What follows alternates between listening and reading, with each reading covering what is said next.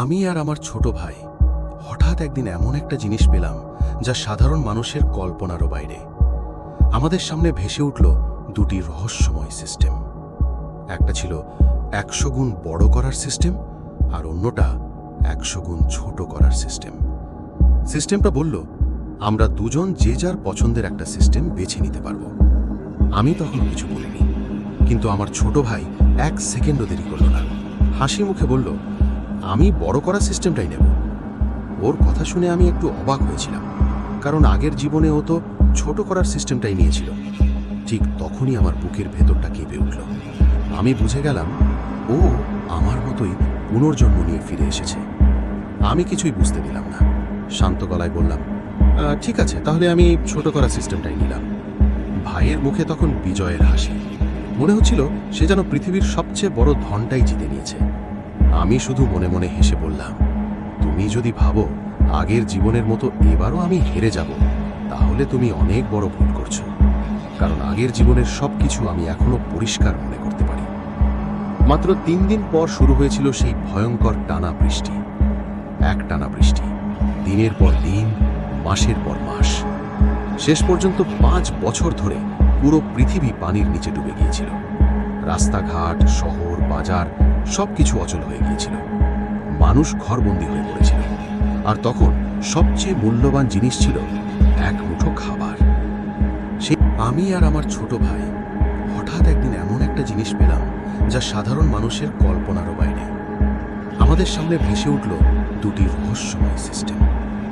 একটা ছিল 100 গুণ বড় করার সিস্টেম, আর অন্যটা 100 গুণ ছোট করার সিস্টেম।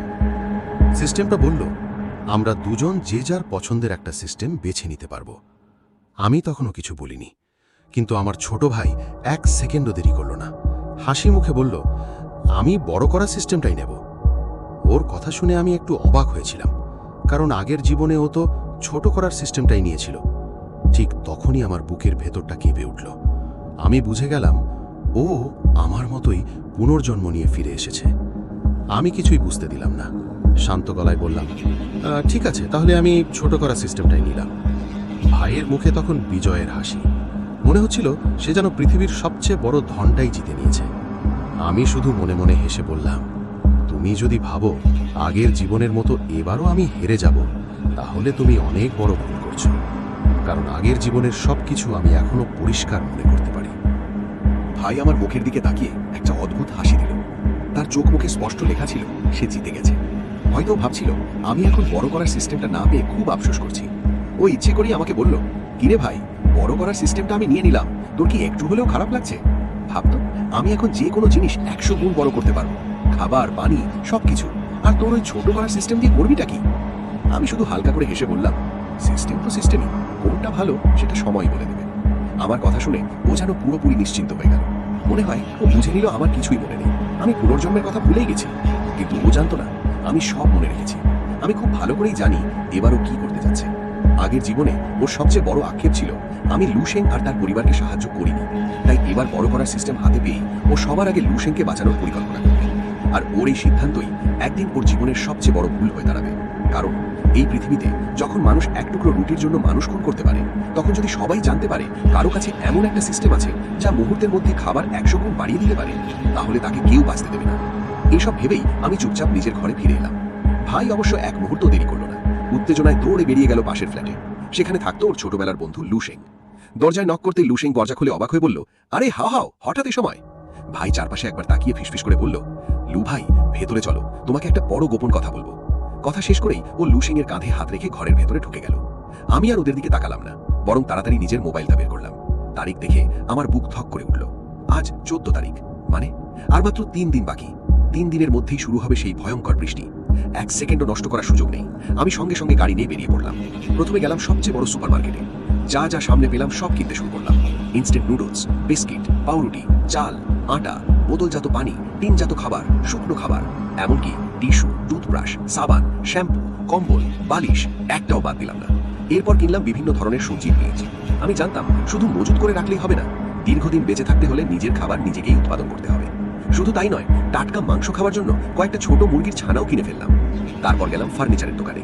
একটা ছোট বাড়ির যা যা দরকার সব কিনলাম। বিছানা, আলমারি, টেবিল, চেয়ার, রান্নার জিনিসপত্র সব।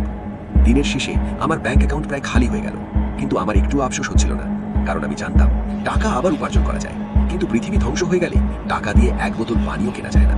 অন্যদিকে আমার ছোট ভাইয়ের কোনো চিন্তাই ছিল না, কারণ ওর বিশ্বাস ওর হাতে যখন 100 গুণ বড় করার সিস্টেম আছে, তখন খাবারের অভাব হওয়ার কোনো প্রশ্নই ওঠে না।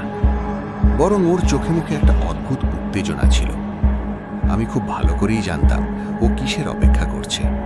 ও অপেক্ষা করছে সেই দিনের, যেদিন পৃথিবীতে খাবারের জন্য হাহাকার পড়বে, আর তখন ওর নায়কের মতো সামনে এসে লু শেং আর তার পরিবারকে বাঁচাবে। ওর ধারণা এটা করলেই লু শেং ওকে আগের চেয়ে আরও বেশি আপন করে নেবে।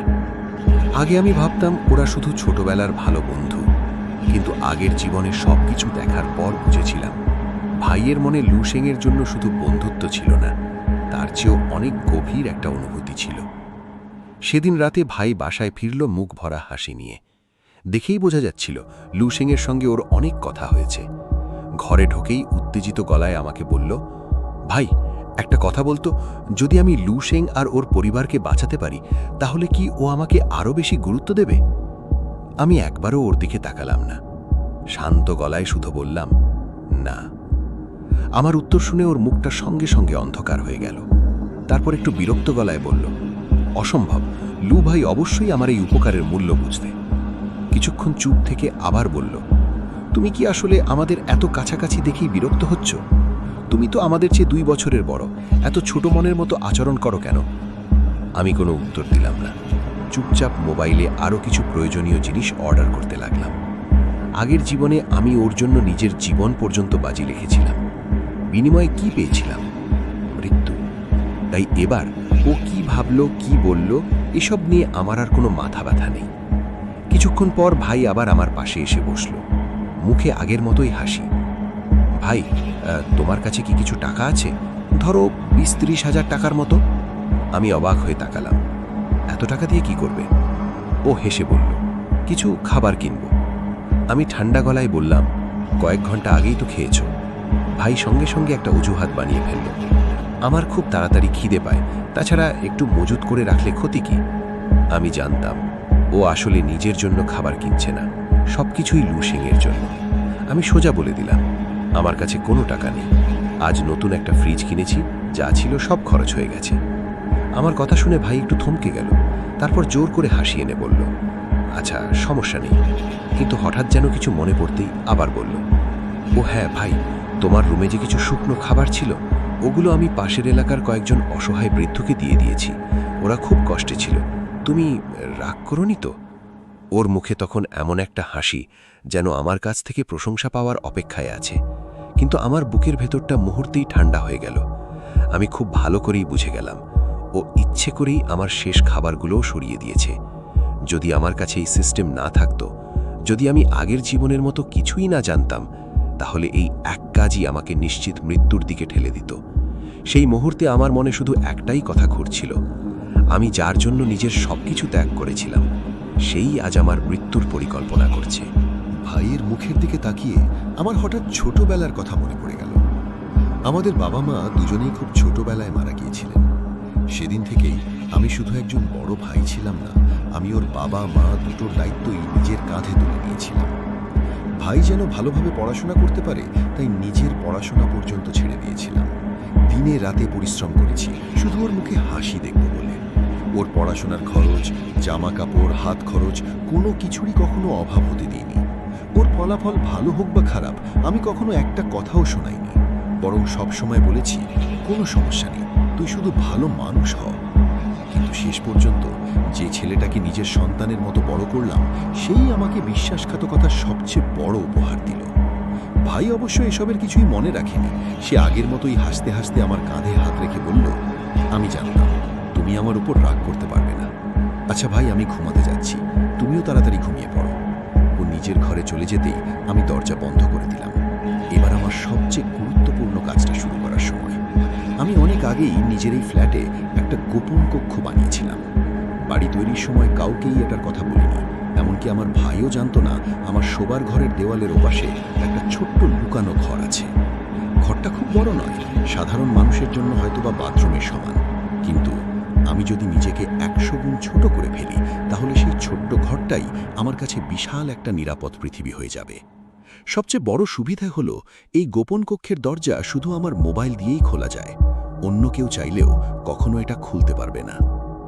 পরদিন খুব ভোরে আমি শহর থেকে অনেক দূরের একটা নির্জন জায়গায় চলে গেলাম। সেখানে গিয়ে আমার ছোট করা সিস্টেম ব্যবহার করলাম। বড় বড় জমির টুকরো 100 গুণ ছোট করে ফেললাম। তারপর কয়েকটা বড় গাছও ছোট করে সঙ্গে নিয়ে নিলাম। এগুলোই পরে আমার ছোট্ট পৃথিবীতে বাগান আর খামার তৈরি করতে কাজে লাগবে। সবকিছু শেষ করে যখন ফিরে এলাম, তখন আমার অর্ডার করা সব মালপত্র এসে পৌঁছে গেছে। খাবার, আসবাবপত্র, ইলেকট্রনিক্স, প্রয়োজনীয় সব কিছু। কিন্তু আমি এগুলো সরাসরি বাসায় আনিনি। আমি সব ডেলিভারি পাঠিয়েছিলাম আমাদের গ্রামের পুরনো বাড়িতে। সেই বাড়িটা অনেক বছর ধরেই ফাঁকা পড়ে আছে। আশেপাশেও তেমন কেউ থাকে না। রাত নামার অপেক্ষা করলাম।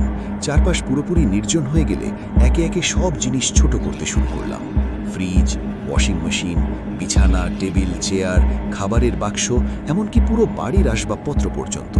সবকিছু ছোট হয়ে যাওয়ার পর একটা সাধারণ বাক্সেই অনায়াসে ঢুকে যাবে। শেষে অনেকক্ষণ দাঁড়িয়ে রইলাম আমাদের সেই পুরনো বাড়িটার সামনে। তারপর একটা সিদ্ধান্ত নিলাম, পুরো বাড়িটাকেই ছোট করে সঙ্গে নিয়ে যাব। বাড়িটা খুব আধুনিক নয়, তবে একটু সাজিয়ে নিলেই আরাম করে থাকা যাবে। সবকিছু গুছিয়ে গভীর রাতে আবার নিজের ফ্ল্যাটে ফিরে এলাম। তারপর একে একে সব জিনিস আমার গোপন কক্ষের ভেতরে সাজিয়ে রাখতে শুরু করলাম। আর আমার ভাই, সে তখনও নিশ্চিন্তে ঘুমাচ্ছে। তার বিশ্বাস, বড় করা সিস্টেম থাকলেই পৃথিবীর সব সমস্যা শেষ। সে জানেই না আমি ইতিমধ্যেই নিজের জন্য এমন একটা নিরাপদ পৃথিবী তৈরি করে ফেলেছি, যেখানে বাইরের কেউ কোনো দিনও পৌঁছাতে পারবে না।